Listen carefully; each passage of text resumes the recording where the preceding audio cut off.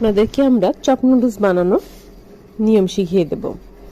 পেঁয়াজ, আদা, ধনিয়া, গোলমরিচের গুঁড়ো নিলাম। একটি প্যানে গরম তেল দিলাম, তাতে হলুদ, মরিচ সহ সব মশলা দিয়ে দিলাম। মশলাগুলো কষিয়ে এতে মুরগির মাংসের টুকরা দিয়ে দিলাম। এরপর পানি দিলাম।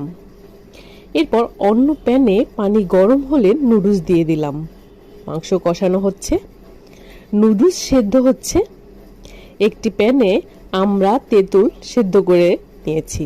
এটা নেওয়ার কারণ হচ্ছে সস বানানো। এরপর সিদ্ধ নুডলস, মাংস কষা নুডলস মশলা দিয়ে মিক্স করে ডিম ফাটানো পরে সামান্য লবণ দিয়ে দিতে হবে। এরপর চপ আকারে বানিয়ে এটা ডিমের মধ্যে চুবিয়ে এরপর বিস্কিটের গুঁড়ো মধ্যে দিয়ে তৈরি করে নিতে হবে। এরপর ডুবন্ত তেলে ভাজতে হবে। দেখুন বন্ধুরা, কি সুন্দর লাগছে। আমরা তেঁতুল সেদ্ধ করার পরে ছেঁকনি দিয়ে ছেঁকে নিতে হবে যাতে এক্সট্রা আঁশ না থাকে। তারপর চুলোয় তেল গরম করে তাতে 2টো শুকনো মরিচ ও 5 ফোড়ন দিতে হবে। এরপর তেঁতুল ও আমড়ার মিশ্রণ দিতে হবে।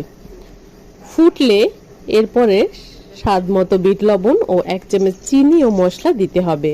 এরপর 2 মিনিট সেটাকে নেড়ে নামিয়ে নিয়ে গরম গরম পরিবেশন করতে হবে নুডলস।